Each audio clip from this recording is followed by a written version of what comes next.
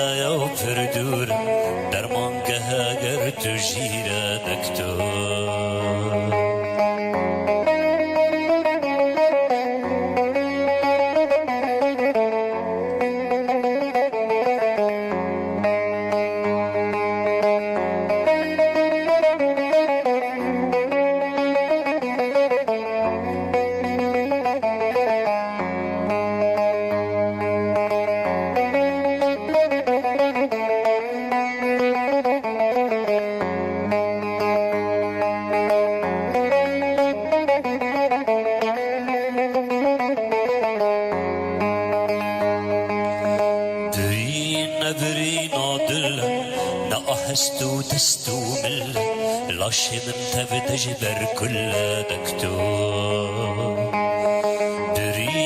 برين عدل نأهستو دستو مل جان من تجبر كل دكتور نأهستو دستو مل لاش من تجبر كل دكتور نأهستو دستو مل جان من تجبر كل دكتور.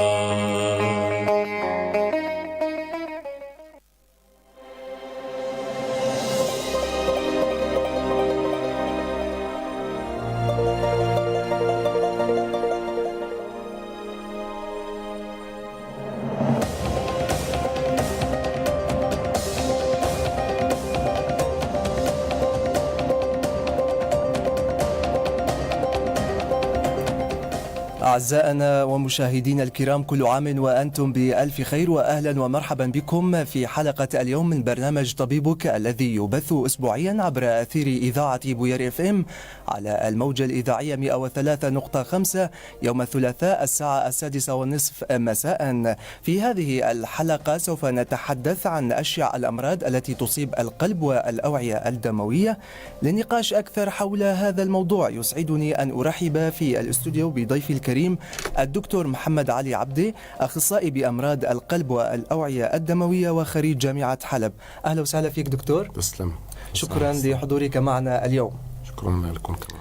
أعزائي المشاهدين والمستمعين، هذا البرنامج لكم ولأجلكم. بإمكانكم الانضمام إلينا عبر الهاتف الأرضي 429 101 وأيضا عبر رسائل الواتس 0938 280 814 وأيضا عبر الرسائل النصية على البث المباشر على صفحتنا الرسمية في الفيسبوك بوير بريس /عربي. بداية دكتور، لا نكاد نفتح موقع إلكتروني إلا ونشاهد فيه حالة وفاة سببها الجلطة. السؤال هنا، ما هي أسباب حدوث الجلطة القلبية وخاصة عند فئة الشباب؟ طبعا شكرا لكم. أنا أولا مو خريج حلب، طبعا أنا كنت بحلب، طبعا كنت طبيب مشرف مركز الباس لأمراض جراحة قلب بحلب. طبعا بعد الأحداث اللي صارت بسوريا يعني أجبرنا أن نترك حلب وأن نرجع إلى مسقط رأسي، طبعا مدينة القامشلي. نعم. طبعا الجلطة طبعا يعني مصطلح يعني عام وله أسباب عديدة جدا. طبعا عند الشباب طبعا عند الشباب في السبب في العامل الوراثي طبعا مهم جدا. العامل الوراثي، نعم. الارتفاع سكر الدم، المرضى اللي عندهم داء سكري نمط ثاني، نمط اول او الثاني، ارتفاع الكوليسترول والشحوم طبعا، والانفعالات السلبيه. يعني هذا اهم الاسباب اللي يؤدي الى الجلطه عند الشباب طبعا. والعامل الجنسي يعني الذكور يعني قبل سن ال50 الشباب يعني ضعف او 3 أضعاف من عند الإناث. نعم نعم نعم. دكتور، ما هو ارتفاع ضغط الدم؟ ما هي أسباب حدوث ارتفاع ضغط الدم لدى الإنسان؟ طبعا ارتفاع ضغط الدم له أسباب عديدة، ولهذا السبب يعني أكثر من 100 سبب. يعني السبب غير معروف طبعا. نعم. بس في عوامل تساعد على ارتفاع التوتر الشرياني طبعا. مثل ما قلت لك يعني في عامل وراثي طبعا. عامل وراثي، عامل غير مفهوم. نعم. هذا أهم أشياء سبب إنه ضغط الدم السبب الأساسي ما هو معلوم. لهذا السبب مريض ارتفاع الضغط يجب أن يتناول الدواء لبين ما هو عايش. تمام دائما. ايه. نعم. في أسباب الثانية اللي تؤدي إلى ارتفاع ضغط الدم طبعا مثل الانفعالات السلبية، في التشوهات الناتجة عن تضيق الشرايين الكلوية، الأمراض القلبية طبعا أحيانا، تضيقات بالشرايين الأساسية، كلها عم تؤدي إلى ارتفاع توتر الشرياني. بالإضافة لملح الطعام. الملح طبعا له دور ثانوي في ارتفاع توتر الشرياني. كيف ممكن أن نتعالج من ارتفاع ضغط الدم؟ هلا ارتفاع ضغط الدم يعني اولا المريض اللي بيجي عندك على العياده اولا بدك تشخص ارتفاع ضغط الدم. بعد ما شخص طبعا له بدك تعمل دراسات، يعني تحاليل، مجموعه تحاليل، استقصاءات تشخيصيه، يعني تحاول معرفه احد اسباب ارتفاع التوتر الشرياني. وبعد تشخيص المرض طبعا انه المريض عنده ارتفاع توتر شرياني وليست نوبه مثلا. هلا اي واحد يرتفع معه الضغط، بس هذا لا يعني انه معه ارتفاع توتر شرياني. تثبيت ارتفاع التوتر الشرياني يعرض المريض الى اخذ وصفه نظاميه طول عمريه. تمام. والعوامل الخطورة التي تؤدي إلى ارتفاع التوتر الشرياني طبعا يجب المريض أن يكون حذر تجاهها وأن يحاول الابتعاد عنها. نعم نعم. دكتور، نأتي إلى المرض المعاكس لارتفاع الضغط وهو انخفاض ضغط الدم. ما هي أسباب هذا المرض دكتور؟ هلا انخفاض ضغط الدم طبعا احتمال يكون انخفاض ضغط الدم، يعني في مرضى بالأصل عندهم انخفاض ضغط الدم يعني خلقي عندهم. تمام. خاصة النساء. تمام. يعني احيانا يكون انخفاض ضغط فيزيولوجي، مو مرض يعني، بس عرض يعني. تمام. نعم. لا يحتاج الى علاج. تمام. احيانا ارتفاع انخفاض الضغط احيانا يكون له اسبابه. مثلا في عندك انخفاض ضغط انتصابي، مثلا مريض يكون قاعد فجأة قام، الجسم ما يتأقلم بسرعة فيصير هبوط بضغط الدم، عم نسميه انخفاض الانتصابي. تمام. يعني انخفاض الضغط بيصير بشكل فجائي، المريض عم يشعر بدوخة، احيانا بيفقد الوعي. تمام. في عندك الأدوية اللي عم تؤدي إلى انخفاض ضغط الدم، وفي عندك الآفات القلبية التي تؤدي إلى ضغط الدم، مثلا قصور القلب، مثلا تدني الوظيفة الانقباضية، المريض قلبه يقول في عنده ضعف بأداء العضلة القلبية، القلب المضخة ما تستجيب لمتطلبات الجسم كله. نعم. فما بتحسن يعني تعطي الضخ الجيد للدم، فهناك انخفاض في ضغط الدم. دكتور، ما هي أبرز الأدوية التي تؤدي إلى انخفاض ضغط الدم؟ هلا كل الأدوية، هلا الحاصيرات البيتا عم تؤدي إلى انخفاض الدم، حاصيرات الكلس عم تؤدي. الأدوية اللي عم نعطيها للمريض أحيانا بيؤدي إلى انخفاض في ضغط الدم. طيب، ما هي طرق الوقاية من انخفاض ضغط الدم؟ هلا مثل ما قلت لك في نسبة من الناس عندهم يعني خلقي يعني. نعم. عندهم انخفاض ضغط الدم يعني خلقي.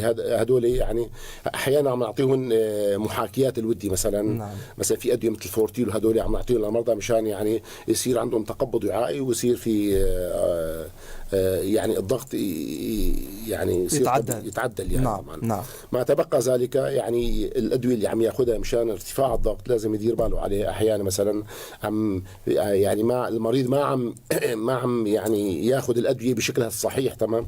او احيانا يعني بياخذ بدل جرعه جرعتين مثلا. نعم. فاحيانا هدول بيؤدي الى احيانا مثلا في بعض المرضى عندهم مثلا لصقات عم يحطوها على صدره في البيت. هاي لصقه نيتروديرم. هي احيانا عم تنزل الضغط لتحت الخمسة، المريض عم يفقد يعني عم يصاب بفقدان وعي. نعم.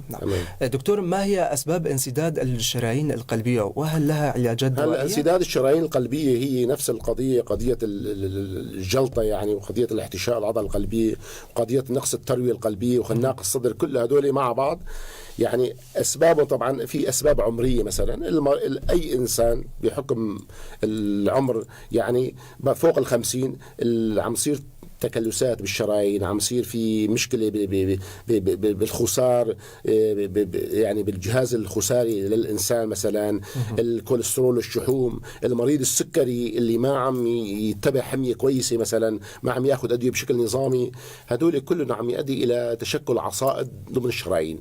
هالعصائد ضمن الشرايين مع الزمن عم تؤدي إلى تضيق بالشرايين. هذا هو الآلية اللي عم تصير فيها، هذا هو السبب الأساسي.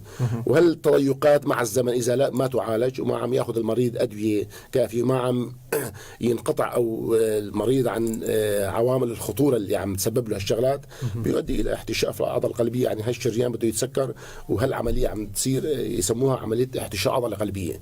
يعني الشريان مسكر، والمنطقة اللي ما بعد الشريان ما بتتغذى بالدم، فتؤدي إلى موتها. دكتور، في عنا اتصال على الهاتف الأرضي، إذا ممكن دكتور تحط الهيدفون بعد إذنك. وين الهيدفون؟ صاير تحت. تمام. تمام دكتور. ألو، مساء الخير. مساء النور. دكتور، أول شيء حابب أقول لك يعطيك العافية ومشكور على هذا البرنامج. تفضل. بدي أسألك سؤال. هلا أحيانا أنا عم يصير معي، أنا عفوا تعرف على اسمك، ما تعرفت عليك أنا. عماد. عماد. أهلا وسهلا عماد. أهلا بك دكتور. هلا أنا أحيانا بيصير معي حالة مثلا وأنا قاعد مباشرة بيصير عندي تسرع كبير بالقلب. لما بدي أقوم على حالي حاسس كأنه النبض هيك عم ينبض براسي من نبض القلب، يعني أجي أفقد توازني يعني. تمام. مرة طورت معي هالشغلة وإسعافيا رحت على المشفى، فهونيك ساووا تخطيط وكذا، قالوا بالقلب ما بالتخطيط ما طلع شيء، بس ضغط الدم مرتفع لل16، بس ما عملوا أي شيء ولا أي مداخلة، أي إجراء ما عملوا. فأنا رجعت على البيت، طبعا أخذت شغلات مثل ما بتقول يعني طبيعية، مثل عصير الليمون، شربت يانسون كذا هيك، لحبة توم، يعني هاي الشغلات. فبدي أسأل إنه هاي الأعراض اللي أنا قلت عنها هاي يعني شو ممكن يكون سببها؟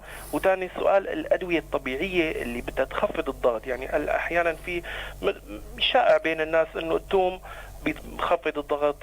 شو اسمه؟ بدك الأدوية ولا بدك بدي الأدوية، وبدي أعرف مثلا ليش الأعراض مثلا عم تجي، يعني هاي الأعراض بتؤدي إلى شو، يعني من شو بتصير هاي الأعراض؟ هلا أولا التشخيص تسرع القلب بدنا نشخصه بالأول. أنت عملت إيكو للقلب؟ لا ما عملت. لا. عملت شي تحاليل؟ تحاليل مثلا كوليسترول، شحوم، حمض البول؟ لا هدول من زمان عاملون. تحاليل غدة الدرقية عملت؟ لا. تمام. يعني هدول بدك تعملها انت. طبعا الاستقصاءات عندك ناقصة، بدك تكملهم يعني للأخير. تمام. بدك تعمل ايكو للقلب مشان نعرف في مشكلة ولا ما في مشكلة بالقلب، في مشكلة عضوية، احيانا يكون في مشاكل صمامية. تمام. بعدين تعمل TSH، يعني احيانا الغدة الدرقية عم تسبب هالنوبات. تمام. احيانا فقر الدم. تمام.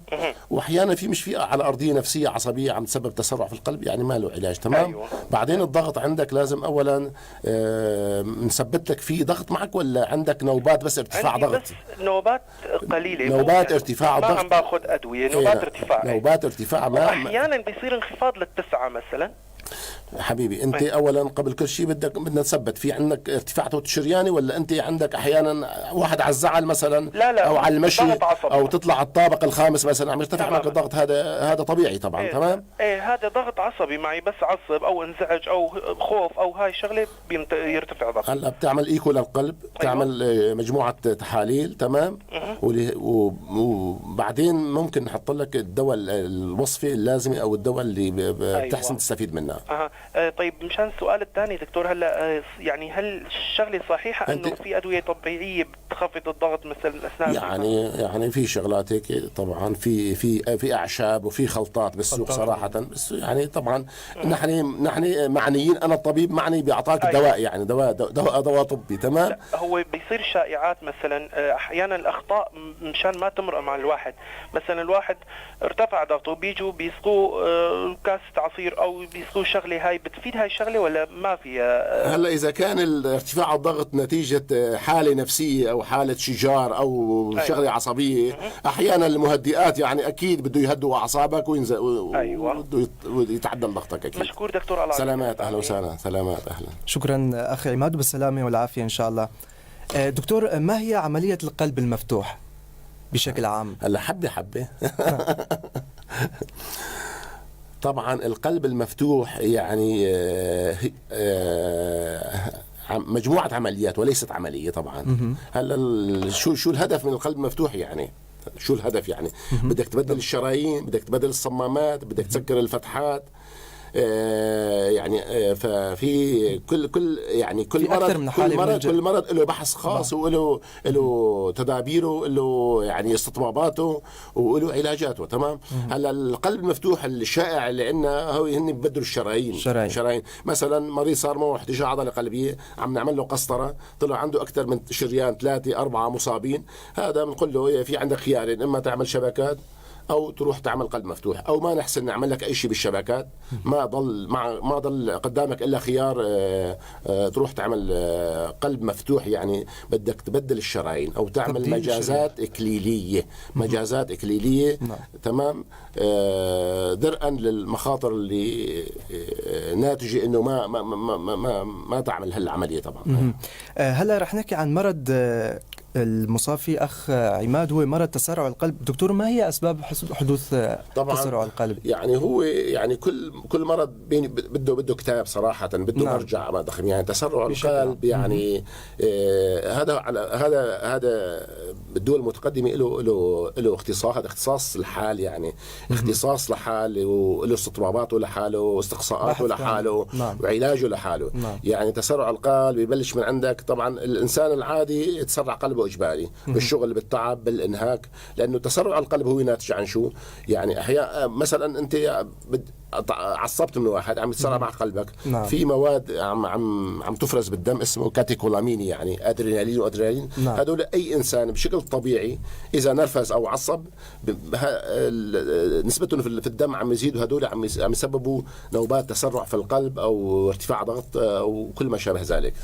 دكتور، هل تلعب أمراض أخرى دورا في تسرع القلب؟ هلا فقر الدم عم يلعب تسرع القلب. أي إنتان مثلا، أي ترفع حروري مثلا، أي مثلا صار معه التهاب بالأمعاء مثلا، أو التهاب بالقصبات مثلا، أو التهاب بالجيوب، يعني أي إنتان، أي ترفع حروري بيزيد إلى تسرع كل درجة، ارتفاع كل درجة حرارة يؤدي إلى تسرع عدد دقات القلب، يعني يزيد عن الطبيعي ب 18 ضربة في الدقيقة. تمام.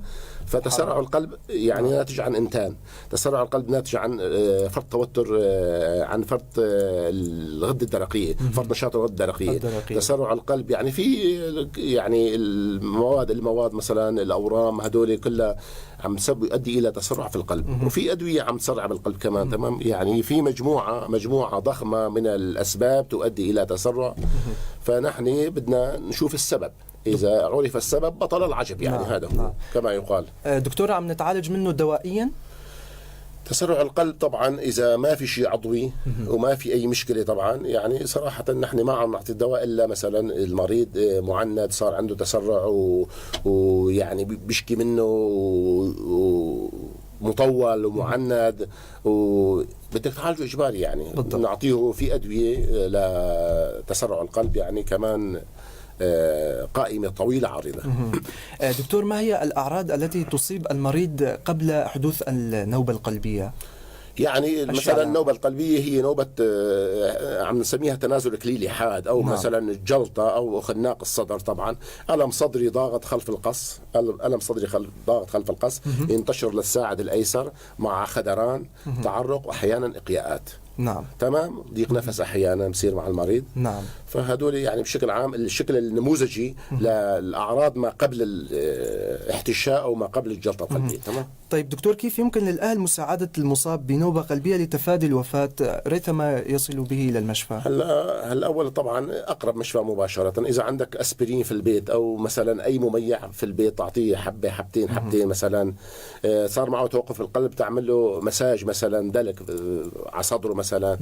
يعني إذا في حدا بياخذ أدوية قلبية مثلا وانت حسيت في شيء ممكن تعطيه مثلا حبه تحت اللسان مثلا اذا حسيت انه ضغطه مرتفع وانه مريض ضغط. تمام. يعني هالاجراءات البسيطه ممكن. نعم دكتور، كيف نميز بين الم تشنج الكولون ذو المنشأ العصبي وبين اعراض الجلطه دكتور؟ طبعا في الجلطه في الى اقسام. مثلا الاحتشاءات في الى احتشاء امامي في عندنا واحتشاء سفلي. نعم. طبعا اكثر ما يعني الاقرب للمعدة هو الاحتشاءات السفلية. المريض عم يجي على طبيب هضمية قل لي دكتور أنا عم بحس معدتي عم تجعني. نعم. في وجع أو أحيانا في إقياءات في شعور بالحموضة بالمرارة. تمام. أحيانا طبيب الهضمية يضطر يعمل له حتى احتمال أحيانا مثلا تنظير هضمي علوي. نعم. يتبين بعد ذلك أنه المريض ما عم يتحسن. مثلا إجراء بسيط جدا بيجي لعندك تعمل له تخطيط للقلب. تمام. إذا في طبعا عم نحكي على مسألة إذا نعم. في احتشاء سفلي في عنده علامات واضحة مثلا لنقص تروية سفلية طبعا. تمام. نعم. فاللي عم يحاكي القرحة والأعراض الهضمية هو الاحتشاءات ونقص التروية السفلية.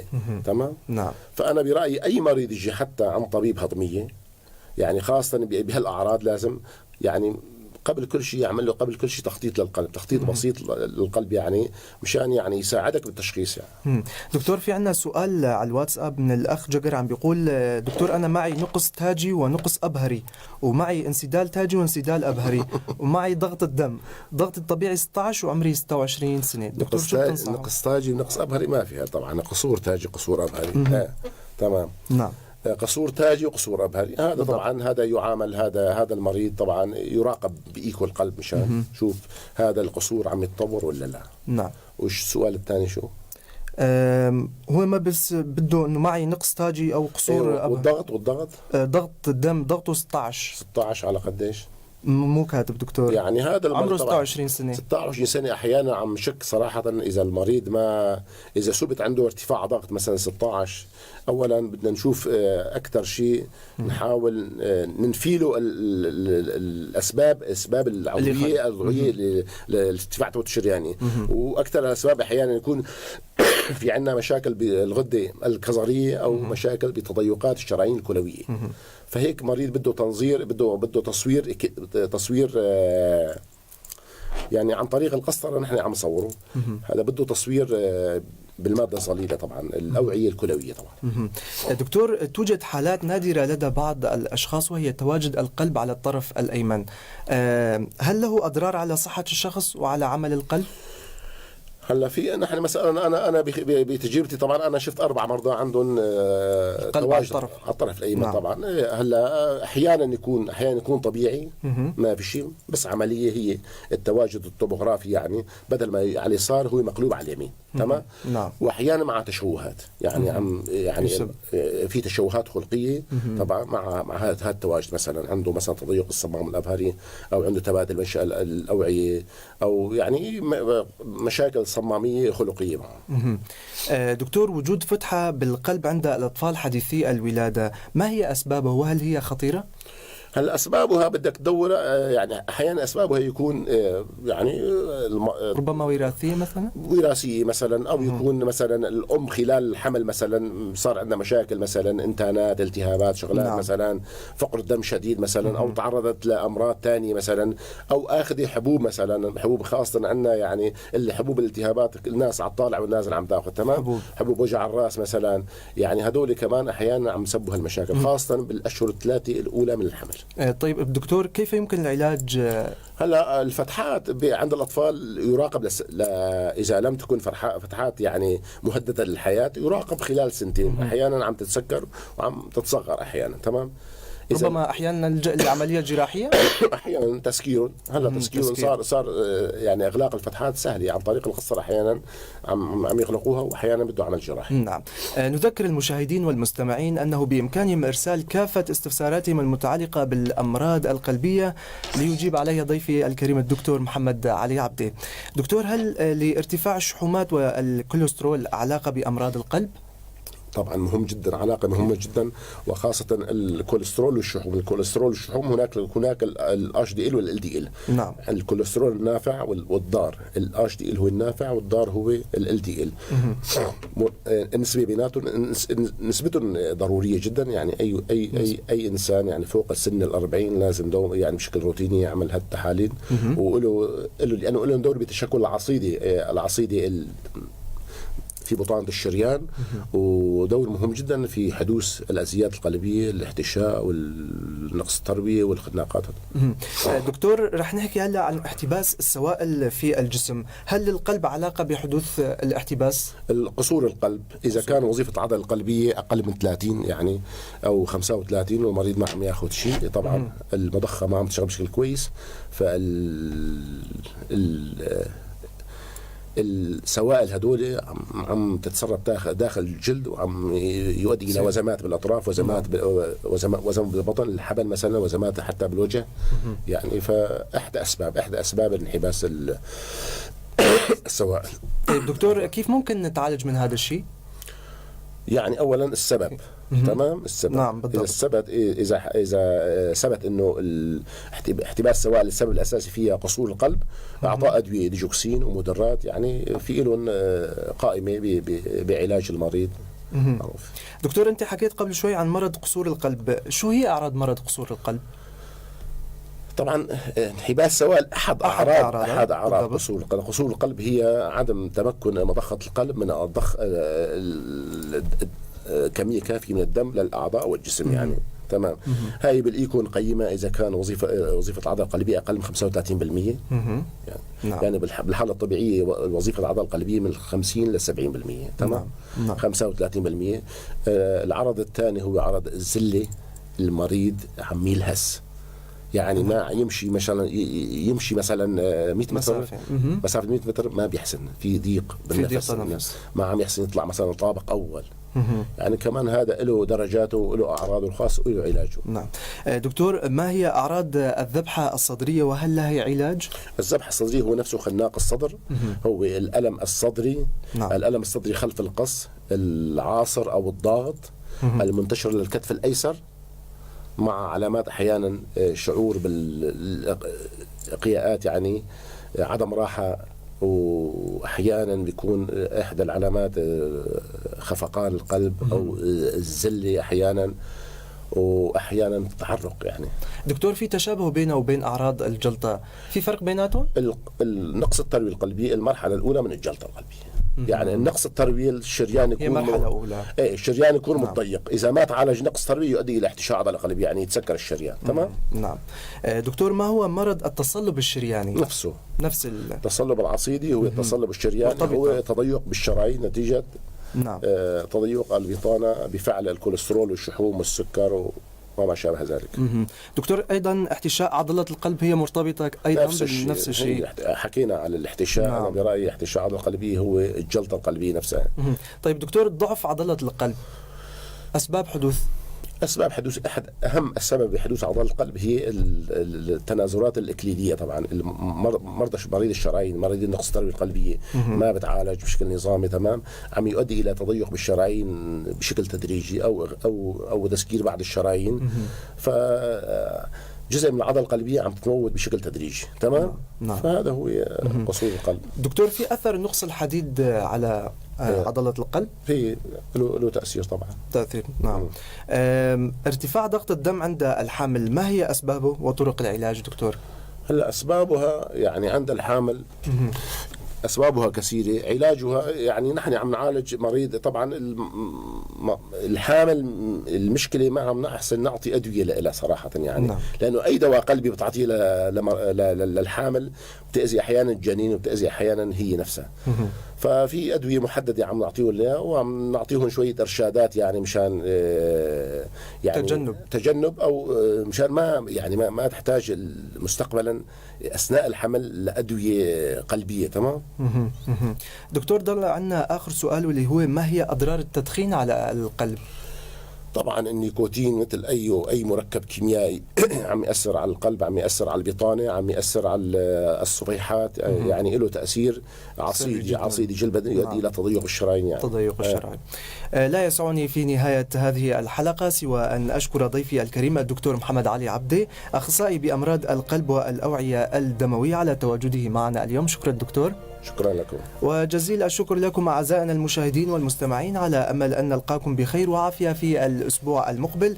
تحية لطاقم العمل على حسوة شيرين تيلو. من هنا إلى حلقة قادمة، أنا محمد عيسى أحييكم وفي أمان الله.